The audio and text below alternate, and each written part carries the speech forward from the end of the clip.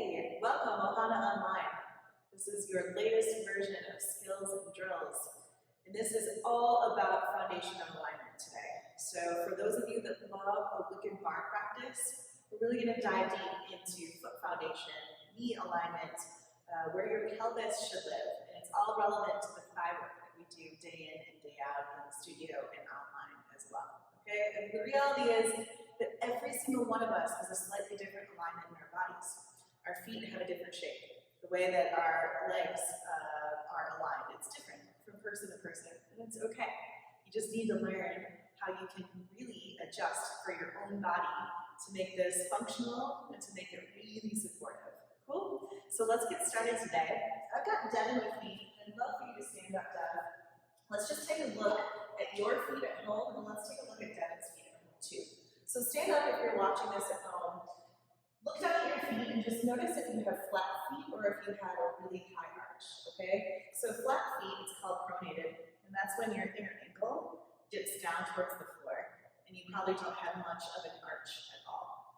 And supinated means you have a really high arch, you probably roll to the outside edge of your feet, and it's a different situation where your ankle actually lifts up and rolls out to the outside edge of your feet. So Devin likes to supinate. She likes to roll to the outer edge of her feet. That's the same thing that I do too. And there's a different knee position that's associated with this. So Deb, I'm going to have you turn towards the camera. We'll look at your feet. You can see at home, you can see your high arch, and it actually makes your knees roll inwards a little bit. So we'll address that when we get into our thigh work exercises about how she can adapt for a supinated foot foundation and how can she adapt for positions in the thigh work, okay? So just for our at-home skills and drills peeps, try to flatten up your feet a whole bunch and notice how your ankle rolls in. It's hard for her and I to do because we're just naturally not like that. What we can do, all of us, whether you're at home or here in the studio, spread your toes pretty wide and try to anchor in through the pads of your feet, okay? So the ball of your foot, push that into the floor.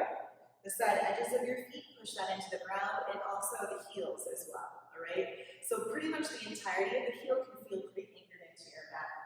You have really flat feet, so if you have no arch in your feet at all, I'd love for you to keep the ball of your foot rooted down, but see if you can lift your inner ankle bone up just super slightly, and you're going to feel the arch of your foot lift up a little bit too. What that actually does is encourage the peroneus longest muscle and the tibialis anterior, so these are two muscles of your lower legs. It encourages them to start to turn on. And when those muscles turn on, you actually get more stability in your knee, okay? And for those of us that roll to the outside edges of our feet, for those of us that supinate, we're really going to focus on actually turning on the inner shin, and so it's going to be a squeeze of the ankle bones in towards one another, all right? Rather than letting them dip out to the sides. And so you'll see that the difference, once we start to get into our bar exercise and our bar alignment, I'll really have you take notice of the knee. So as it's starting to shear in, the knees starting to roll out because you have really flat feet. Can we find some place in the middle so that you can do this type of exercise, you can do this type of workout for forever and ever, okay? So we've got 3 specific exercises that I'd like to take you through today. Before we get even into those 3 exercises, which will be standing parallel, they'll be narrow knee, and we'll even dive into water ski a little bit. Before we get into those, take your hands to your hips. You're still standing, okay? We're still up on your feet.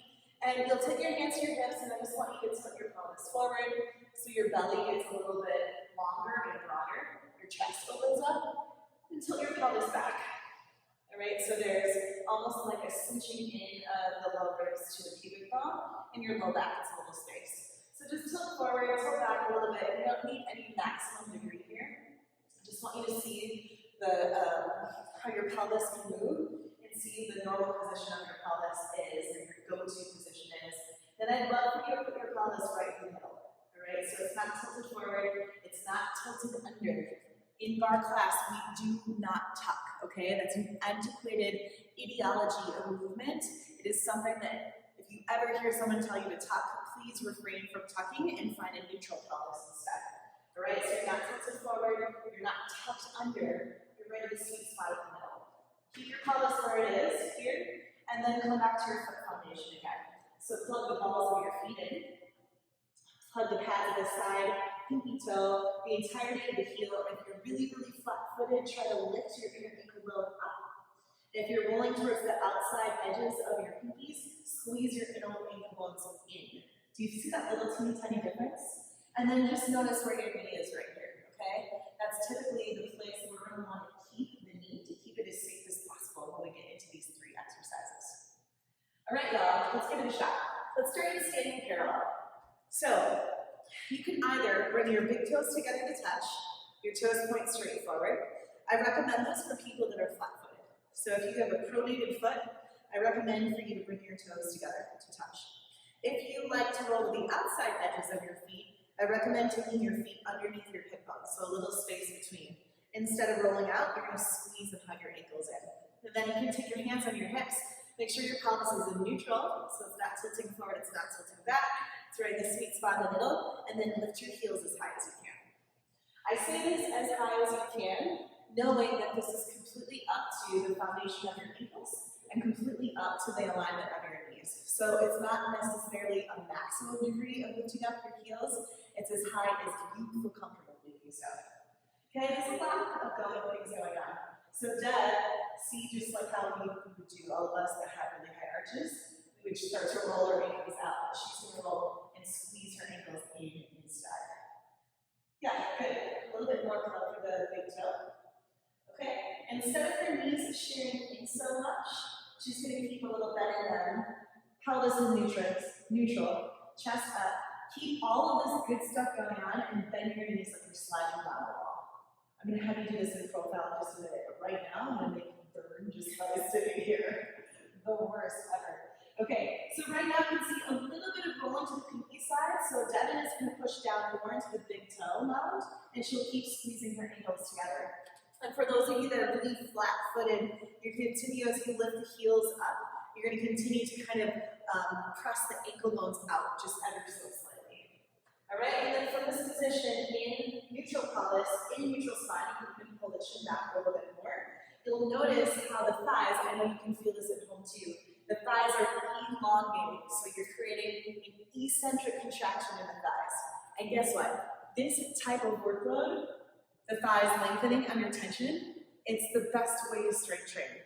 You can actually carry more load this way, meaning that if you train eccentric contractions, you can carry heavier weights. You can create greater endurance.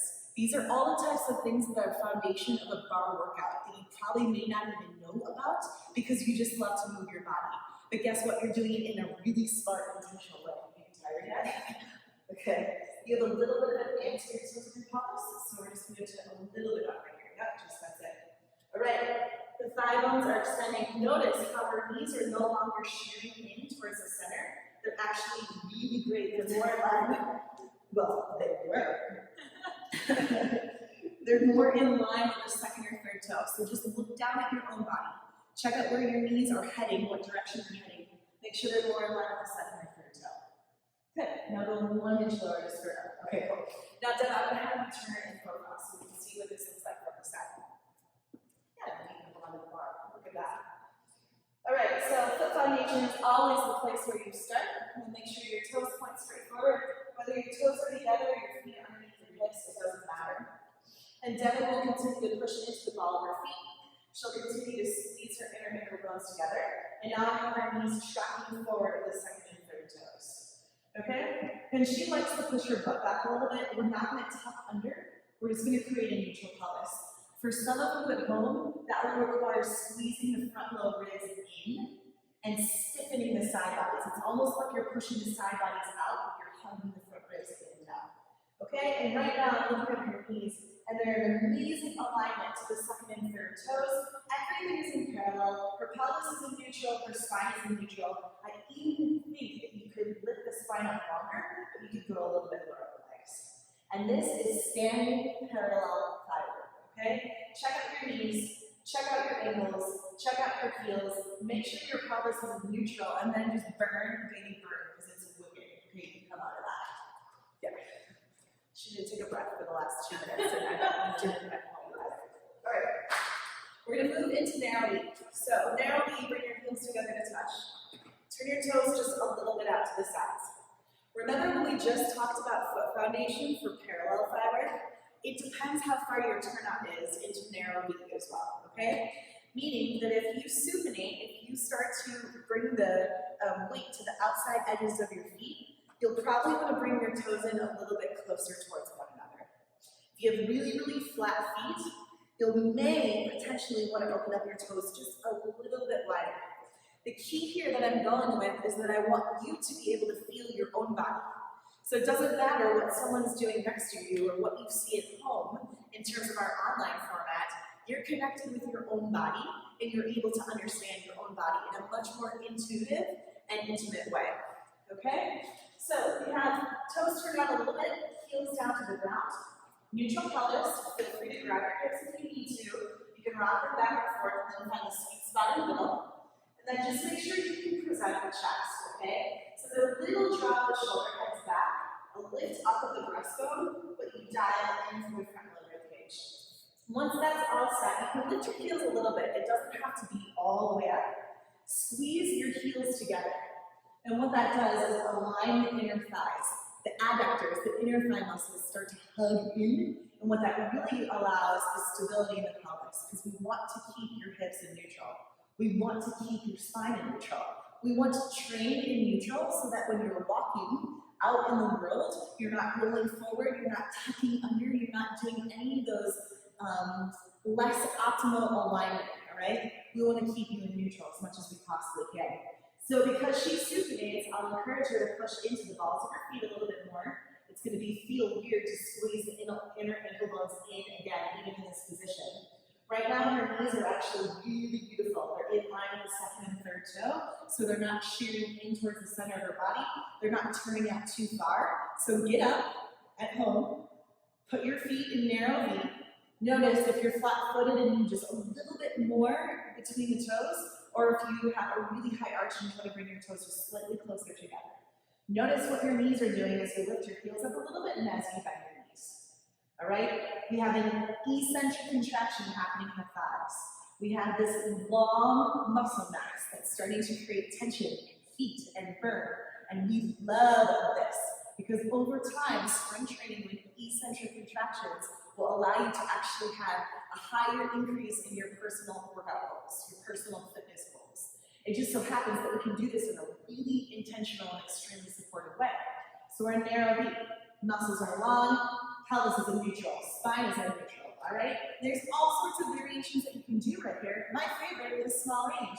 Just 1 inch down, and 1 inch up, and 1 inch lower, and 1 inch lift. Yeah, good.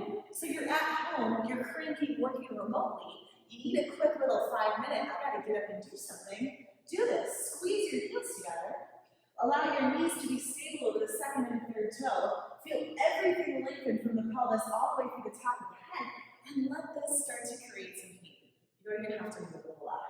Okay? That's narrow V, guys. Great job on that. We've got one more to throw into the mix, and that's water ski. Water ski is like the hurt so good, all right? But it only hurts so good as long as you can create a really safe alignment to do it.